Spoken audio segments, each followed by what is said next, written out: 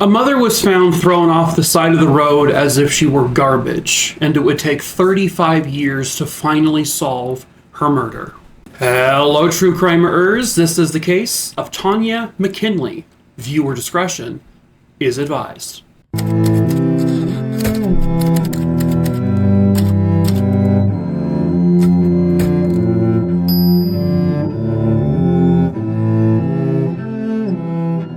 Real quick before we get started, of course, hello, my name is Mike. If you're new to the channel, I tell 3 true crime stories a week here on YouTube, Mondays, Wednesdays, and Fridays without the singing. I also tell short-form true crime stories where I'm probably more known over on TikTok, where I have about 3 million or so followers, and I post at least one video over there a day. So feel free to follow me over there. The link will be in the link tree in the description of this video.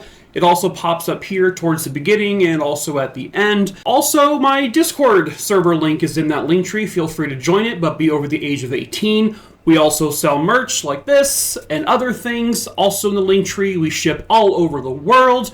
And then lastly, if there's a case you want me to cover, please just email me at makingatruecrimerertwo. The email will be listed below. Just send me the name of the person, where it happened, when it happened, and I'll add it to my list.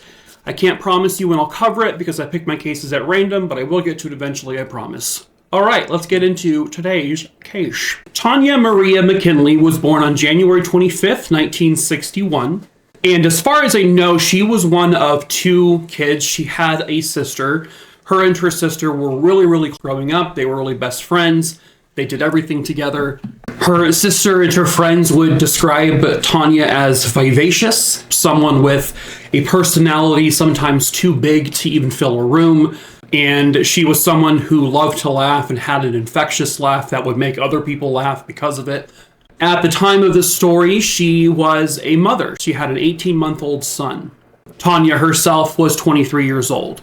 The father of her child was a boyfriend of hers, and he was involved in the child's life for some time. But Tonya was very close with her son, and she absolutely loved her baby boy. And people would say that she would just basically do anything for him. Sometime shortly before this case takes place, Tonya and her son would move in with her cousin, Vanita. And this was in Pensacola, Florida, which is not too far from where Tonya was already living. She basically lived in Florida her whole life. It was the very early morning hours of January 1st, 1985. A mother and her daughter were taking their dog to an all 24-hour vet. And this is like at 3 or 4 in the morning. As they're driving down this road, there's this empty lot on, I guess, Peacock Drive and Creighton Road. And as they're driving by, the daughter in this car says, "Oh, Mom, there's a mannequin on the side of the road." And as the mom kind of slows up and looks, she realizes it's not a mannequin. That's a body. So she immediately goes to the authorities to let them know about this. So when police arrive, they are confirmed that this person, which is a woman, is in fact deceased. She was just laying right off the curb or right above the curb on the side of the road, and she looked like she was just thrown out of a car. Like someone just dumped her as if it was just a bag of garbage. Her underwear had been pulled down to her ankles, and her dress was pulled all the way up, basically exposing her. Next to her body was a blue towel that appeared to be soaked in blood on one side, and it was kind of by her head where there was to be some blood like in her hair, but there wasn't a lot of blood like literally underneath her body at the crime scene itself. So they feel like she was probably killed somewhere else and then just dumped on the side of the road. There were some like drag marks that would indicate that she may have been pulled from the road to the curb. So someone, from a car, did it. The coroner would determine that she did suffer a violent sexual assault. She was raped. And they also determined that she had blunt force trauma to her head. Her skull was fractured. But that was not actually her cause of death. Her cause of death was strangulation. About a block or 2 away from where the body was found, police would find a single shoe, like a dress shoe, and they found a driver's license. The driver's license had the name Tonya McKinley. And based on the image, this looked like the woman that they had found on the side of the road. And so they would inform the family, and they would have to identify her. And in fact, this woman who was found murdered on the side of the road was, in fact, 23-year-old Tonya McKinley. So police are now needing to go back and see where she came from. Where was she the night before? How did she end up here? They quickly get into contact with Vanita, her cousin that she was living with. So on December 31st, 1984, it's New Year's Eve, and Vanita and her husband, they are out at a bar with Tonya. They went to Daryl's Bar and Grill in Pensacola, and they had gone there with the intent of celebrating and ringing in the new year. Vanita and her husband also had a couple of kids, and so her two children plus Tonya's baby boy was at a babysitter. Vanita says that the night was fun. Tonya was in great spirits. She was dancing. They were all laughing and having a good time. They watched the ball drop. The New Year's rang in. Everyone celebrated, and it all just seemed like everything was going so great. Police would ask Vanita, was there anyone maybe at the bar who was giving Tonya problems? Did she appear to be uncomfortable with anything or anyone? Anything along those lines. And Vanita said, no, not that I saw. She didn't witness anything like that. She only ever saw Tonya at the bar looking very happy and just, excited. About 15, 20 minutes or so after midnight, Vanita would go to Tonya and say, hey, we have to go because the babysitter, we have to pick the kids up by 1. Tonya said, listen, I don't want to go. I'm having fun. I want to stay out for a little bit longer. And she asked Vanita, hey, can you pick up, my son as well and just bring him back to the house and I'll see you in the morning. Vanita said, yeah, that's fine. I can do that. So Vanita and Tonya, they hugged. They said Happy New Year's to each other. They said goodnight. And Vanita wouldn't realize that would be the very last time she would ever talk to her cousin. Police are able to track down several people who were at the bar that night, and including the bartender and whatnot. Most people who said they saw Tonya, and there was pretty much this kind of confirmed sighting of when she was last seen. Multiple people would say that they last saw her sometime around 1:15 in the morning. But at the same time, they couldn't find anyone who could say they actually saw Tonya leaving the bar. And this is important because they would need to know if she left with someone, but nobody saw that. Police are also going basically door to door around the neighborhood where Tonya's body was found, and they would ask people, because this was, again, New Year's Eve, a lot of people were outside celebrating, fireworks and all that stuff, and there were several people who would say that, hey, we walked past that empty lot where Tonya was eventually found. We walked past there sometime around 2, and there was definitely no body just sitting on the side of the road. So they knew that she still wasn't there by 2 o'clock in the morning, but she was found around 3 or 4 in the morning. So that's their window of time of, they know for a fact that between 1:15 a.m. and about 4 o'clock in the morning, that's their window of when this murder would have taken place. But she wasn't dumped there until after 2 a.m. This was also a neighborhood that was very busy with a lot of streets and winding roads, and it was a complicated area to drive through. And that made the investigators pretty much realize that this was probably someone who was local to this community, especially this neighborhood. But despite knowing that, they didn't find any suspects when going door to door. There was no one that really jumped out at them or anything like that to even interview or, take DNA or whatever from. It is important to note that there was some forensic evidence collected from Tonya. There was male bodily fluid found on her body and also on that blue towel.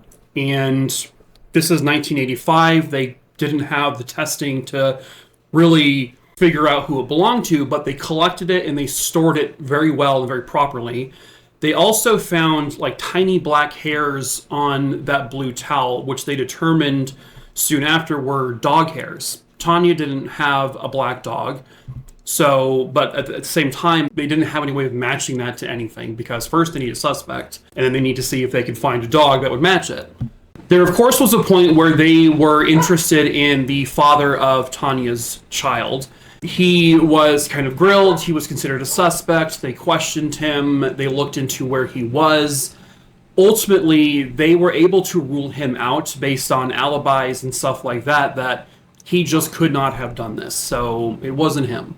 They ran with the idea for a little bit that maybe there is like a vagrant or someone, an unhoused person maybe, who was roaming the streets and just came across her as she was maybe walking somewhere and did this to her, but they really couldn't find any connection to that theory. Any kind of leads to that theory. And ultimately, a lot of this just went cold very quickly. They didn't have enough to go off of. There was no witnesses to the body being dumped. There was no one who saw who she left the bar with. Nobody saw her with anyone outside of the bar after she had left. So they had almost nothing to go on.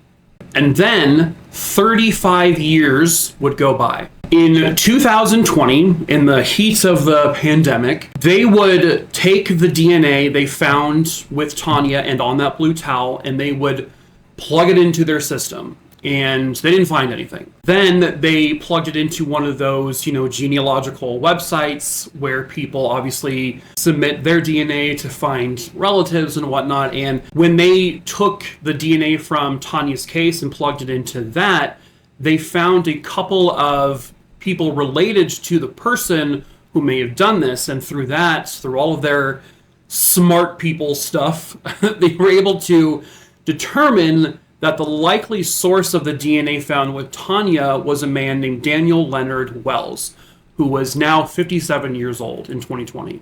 But they didn't have his DNA, and so they couldn't say for sure it was him, because that kind of testing isn't specific to find the exact person, unless he had submitted his DNA before, but he didn't. So they had to do some covert, operation where they followed him around for a while. They were surveilling him, and they were just waiting for the opportune moment for something. And that's when they noticed, as they were driving and following behind him, he had flicked a cigarette out of his truck. One of the investigators continued to follow him, but radioed to the other police officer, "Hey, we saw him discard a cigarette." They told them where that was, and so they collected that cigarette butt, and then they would take that and they would plug the DNA from that into the system, and then it was a 100% match. The DNA found on that cigarette was the exact same DNA left behind on Tonya Wells' murdered body and on the blue towel. Now, going back to the blue towel that also had those tiny black hairs that determined were dog hairs, they were able to go all the way back to 1985 when this murder took place. They found out where Daniel Wells was living, and he had a roommate at the time. I guess they interviewed this roommate when they had this DNA hit, and the roommate said, or the roommate did, owned a black dog. But obviously, with this being 35 years later, they can't say, okay, well, we need the hairs from the dog to match, because unfortunately the dog is deceased at that point. But that did give them some more confirmation that he lived in a house that had a black dog, and this blue towel next to the body had black hairs, plus the DNA. They pretty much knew they had their guy. They found out that Daniel Wells had a criminal history. In 1987, he was arrested for battery charges and tampering with evidence charges. In 1988, he had been arrested for solicitation of a prostitute in Pensacola, Florida. So they then continued to basically follow him around, and one day they're just basically following him, and they decide they're going to pull him over. They're going to have an officer pull him over just to say, oh, you have a tail light out or something, just to get him to pull over. And so that works, and they have him get out of the car, and that's when detectives pull up, and he's like, what the hell's going on? And they're just like, hey, you need to come to the police station with us. And he's like, why? What did I do? Are you just pulling me over for whatever reason? And they're like, well, we'll explain when we get there, but for now, we're taking you into the police station. So they pat him down, and they cuff him, and they load him up in the police car and bring him to the police station. And in the interview room, he at first is just denying any involvement with this murder, and he's denying even knowing who she was. He's like, I don't even know who that is. I don't recognize her. Sorry, I can't help you. But then they're like, well, we have your DNA, Because you're saying you've never seen her or met her, but we have your DNA literally on her and on a towel found next to her body. On a towel that we can pretty much confirm came from where you were living back in 1985 because of the dog hairs and also the semen found on it. And so he eventually changes his tune and he gives his account of what happened that night. He tells police that he was at the same bar. He noticed her as she was with her cousin, but at that point, nothing had happened between them. And then after Venita left the bar, he said he noticed that Tonya was now alone and came to a point where Tonya was asking people for a ride home. And he says he offered her a ride home. So he says that they get into his car, and as they're driving towards her place, they pass by his residence. And he says they then go to his home, where she apparently agrees to enter it and have some drinks with him, and then have some consensual sex. Then he claims that he tried to initiate having a second sexual encounter, and she, according to him, says no. This leads to an argument in which he says he then takes a cutting board and he bashes her over the head with it. And he says she falls to the ground and collapses and she's like knocked out. That's when he realizes, when he checks further, that she was dead. He said, she died from me hitting her over the head. And so I tried to clean up some of the blood that came out, and then I loaded her into my car and I just drove and I dumped her on the side of the road. So you do have him admitting to killing her, but you also have him lying about what happened, because they know that she was actually strangled, and that's how she actually died. They also know, based on the coroner's finding, that the sexual assault was very violent. It wasn't a consensual situation. They can confirm she was raped.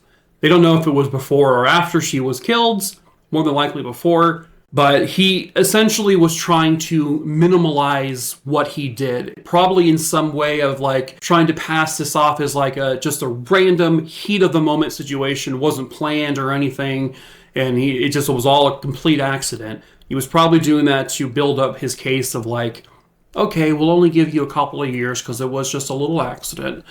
But they had the evidence that this wasn't an accident. He hit her over the head with something heavy, but he also strangled her to death. And he sexually assaulted her at least once. So he was arrested and charged with the first-degree murder and the first-degree sexual battery of Tonya McKinley. The morning after his arrest, he was brought into a courtroom where he said, I am innocent, I did not do this, or I didn't, willingly and knowingly, premeditatedly murder a woman and sexually assault her. It was an accident.